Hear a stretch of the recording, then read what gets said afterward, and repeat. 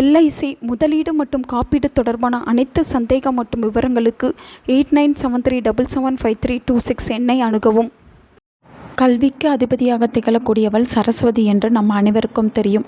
அப்படிப்பட்ட சரஸ்வதிக்கு உரிய தினமாக கருதப்படுவது தான் வசந்த பஞ்சமி.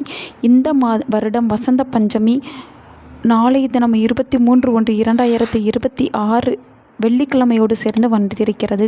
அன்றைய தினத்தில் வீட்டில் சரஸ்வதி தேவியை நாம் வழிபாடு செய்வதன் மூலம் சரஸ்வதி தேவியின் அருளால் சிறந்த கல்வி, அறிவு, நல்ல ஞானத்தை பெற முடியும். தை மாதத்தில் வரக்கூடிய வளர்பிறை பஞ்சமியை தான் வசந்த பஞ்சமி என்று அழைக்கின்றோம். அந்த வசந்த பஞ்சமி அன்று நாம் வழிபாட்டை செய்யும் பொழுது நம்முடைய வாழ்க்கையில் இருக்கக்கூடிய கஷ்டங்கள் அனைத்தும் நீங்கி வசந்தம் அதிகரிக்கும் என்பது ஐதீகம். அதிலும் குறிப்பாக இந்த வசந்த பஞ்சமிக்கு உகந்த தெய்வங்களாக திகழக்கூடியவர்கள் சரஸ்வதி தேவி மற்றும் வராகி.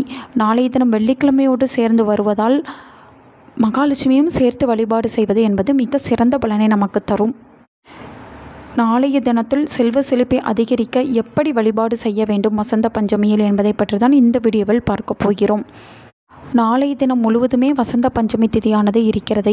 எனவே ராகு காலம், யமகண்ட நேரத்தை தவிர்த்து நல்ல நேரமாக பார்த்து நாம் இந்த வழிபாட்டை செய்யலாம். ஒவ்வொருவருடைய வீட்டிலும் சரஸ்வதி படம் இருக்கும். அந்த படத்தை சுத்தம் செய்து சந்தன குங்குமம் வைத்துக் கொள்ளுங்கள். சரஸ்வதி தேவிக்கு மஞ்சள் நிறம் என்பது மிகவும் பிடிக்கும் என்பதால் அன்றைய நாளில் மஞ்சள் நிற ஆடையை அணிந்து கொள்வது நல்லது. அதேபோல் மஞ்சள் நிற பழங்களையும் மஞ்சள் நிற இனிப்பு பொருட்களையும் சரஸ்வதி தேவிக்கு நெய்வேத்தியமாக வைக்கலாம். இதோடு வீட்டில் படிக்கின்ற பிள்ளைகள் இருக்கும் பட்சத்தில் புத்தகத்தை எடுத்து வைத்து வழிபடுவது மிகவும் சிறப்பு. வசந்த பஞ்சமி தினத்தில் நாம் தங்கம் வாங்கினோம் என்றால் எப்படி அட்சய திதியை நாளன்று தங்கம் வாங்கினால் பல மடங்கு சேருமோ அதே போலதான் வசந்த பஞ்சமி நாளிலும் நாம் தங்கத்தை ஒரு குண்டுமணி அளவாது வாங்கினோம் என்றால் அதிக அளவில் சேரும். அப்படி தங்கம் வாங்கும் சூழ்நிலையில் இல்லாதவர்கள் கூட தங்கள் வீட்டு அருகில் இருக்கக்கூடிய ஆவாரம் பூவை பறித்து வந்து சரஸ்வதி தேவிக்கு வைத்து வழிபாடு செய்தோம் என்றால் அதுவும் தங்கத்திற்கு இணையான பலனை நமக்கு தரும். ஒருவேளை மரங்கள் இல்லாத பட்சத்தில் நாட்டு மருந்து கடைகளில் கிடைக்கக்கூடிய காய்ந்த ஆவாரம் பூவையாவது வாங்கி வந்து வைத்து வழிபாடு செய்ய வேண்டும். ஒருவேளை எங்குமே ஆவாரம் பூ கிடைக்கவில்லை என்று நினைப்பவர்கள் மஞ்சள் நிறத்தில் இருக்கக்கூடிய மலர்களை வாங்கி வந்து சரஸ்வதி தேவிக்கு வைத்து வழிபாடு செய்வதன் மூலம் அந்த பலனை பெற முடியும். பிறகு சரஸ்வதி தேவிக்குரிய மந்திரங்களையும் ஸ்லோகங்களையும் சொல்லி சரஸ்வதி தேவியை வழிபாடு செய்ய வேண்டும்.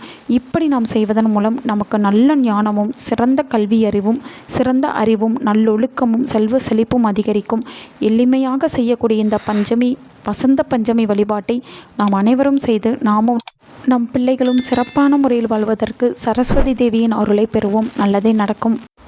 உங்கள் நண்பர்களுக்கும் உங்கள் உறவினர்களுக்கும் இந்த வீடியோவை ஷேர் பண்ணுங்க.